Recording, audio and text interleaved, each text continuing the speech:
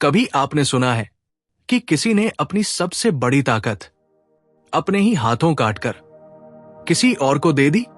सोचिए, जिस हुनर के लिए आपने सालों मेहनत की हो, जिसे पाने के लिए आपने अपना खून, पसीना और सपने सब लगा दिए हों। कोई आए और कहे, ये मुझे दे दो, और आप बिना सवाल किए दे दें। ये कहानी है एक ऐसे योद्धा की जो गुरु के बिना भी दुनिया का सर्वश्रेष्ठ धनुर्धर बन गया, लेकिन अपने गुरु के एक वचन पर अपनी सबसे बड़ी ताकत कुर्बान कर दी। ये कहानी है एकलव्य की और उसके अंगूठे की। बहुत समय पहले महाभारत का युग था। घने जंगलों के बीच हिरणों के झुंड, उड़ते पक्षी, बहती नदियां और उन्हीं जंगलों के किनारे एक छोटा सा राज्य था, निषाद राज्य। वहां का राजकुमार था एकलव्य। वो न तो हस्तिनापुर के राजकुमारों की तरह महलों में पला था, न ही उसके पास सोने चांदी के हथियार थे, लेकिन उसकी आंखों में एक सपना था, दुनिया का सबसे महान धनुर्धर बनने का सपना। एकलव्य ने सुना था कि इस धरती पर धनुर्विद्या का सबसे बड़ा गुरु है, गुरु द्रोणाचार्य, जो हस्तिनापुर के राजकुमारों को अर्जुन, भीम, नकुल, सहदेव, युधिष्ठिर को धनुर्विद्या सिखाते थे। एकलव्य का दिल कहता था, अगर मुझे गुरु द्रोण का आशीर्वाद मिल जाए तो मैं भी अर्जुन से आगे निकल सकता हूं।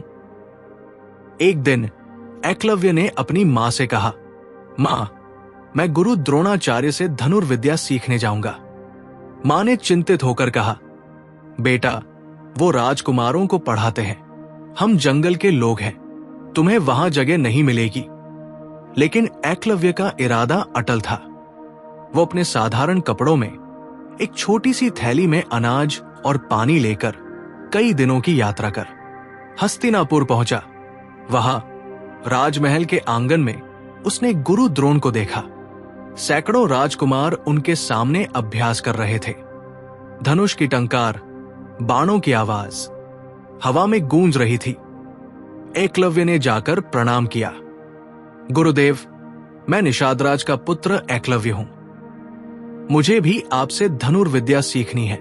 द्रोणाचार्य ने उसे ऊपर से नीचे तक देखा, फिर धीरे से बोले, तुम राजकुमार नहीं हो, मैं तुम्हें नहीं सिखा सकता।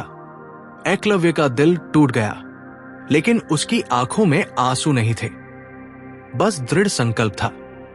वो वापस अपने जंगल लौट आया, लेकिन उसने हार नहीं मानी। जंगल के बीच उसने मिट्टी से गुरु द्रोण की एक प्रतिमा बनाई। हर सुबह वो उस प्रतिमा के सामने प्रणाम करता और कहता, गुरुदेव, आज से आप ही मेरे गुरु हैं। उसने खुद से धनुष बनाना सीखा। पेड़ की डालों से, जानवरों की नसों से, पत्थरों से उसने अभ्यास शुरू किया। सुबह से रात तक, बारिश हो, धूप हो, ठंड हो, एकलव्य सिर्फ एक ही चीज करता, अभ्यास। कुछ महीनों में एकलव्य के तीर इतने तेज और सटीक हो गए कि जंगल के जानवर भी उससे डरने लगे। उसका नाम चारों तरफ फैलने लगा। एक दिन गुरु द्रोण अपने शिष्यों के साथ शिकार के लिए जंगल आए। अर्जुन ने देखा कि एक जंगली कुत्ते के मुंह में तीर इस तरह लगे थे कि वो भौंक नहीं पा रहा था, लेकिन खून की एक बूंद भी नहीं गिरी थी। अर्जुन हैरान था, गुरुदेव, ये कला तो आपने हमें भी नहीं सिखाई। गुरु द्रोण ने आसपास देखा और एकलव्य को पाया। वो मिट्टी की प्रतिमा के सामने धनुष उठाए खड़ा था। द्रोणाचार्य ने पूछा, तुम्हारा गुरु कौन है? एकलव्य ने मुस्कुराकर कहा, आप ही मेरे गुरु हैं, गुरुदेव। द्रोणाचार्य चौंक गए। मैंने तो तुम्हें कभी नहीं सिखाया। एकलव्य ने प्रतिमा की ओर इशारा किया। गुरुदेव, मैंने आपकी प्रतिमा बनाकर उसी को प्रणाम करके खुद अभ्यास किया। द्रोणाचार्य ने थोड़ी देर सोचा, फिर बोले, अगर मैं तुम्हारा गुरु हूं तो मुझे गुरुदक्षिणा चाहिए। एकलव्य ने तुरंत कहा, आदेश दीजिए गुरुदेव। द्रोणाचार्य ने कहा, मुझे तुम्हारा दाहिना अंगूठा चाहिए। एक पल के लिए जंगल की हवा भी रुक गई। अंगूठा धनुर्धर के लिए सब कुछ होता है। बिना अंगूठे के धनुष खींचना असंभव है, लेकिन एकलव्य ने बिना एक शब्द कहे अपना धनुष रखा, चाकू निकाला और अपना अंगूठा काटकर द्रोणाचार्य के चरणों में रख दिया। द्रोणाचार्य और अर्जुन चुप खड़े रहे। अर्जुन के दिल में एक अजीब सी कसक हुई, लेकिन द्रोणाचार्य ने अपने मन में कहा, अब अर्जुन ही सबसे महान धनुर्धर बनेगा। एकलव्य का हाथ खून से लथपथ था, लेकिन उसकी आंखों में दर्द नहीं, गर्व था। गुरुदेव, अब आप प्रसन्न हैं? इतना कहकर वो वापस अपनी झोपड़ी की ओर चला गया। कहते हैं एकलव्य ने अंगूठा खो दिया, लेकिन इतिहास में अमर हो गया। उसका नाम आज भी गुरु भक्ति की मिसाल के रूप में लिया जाता है।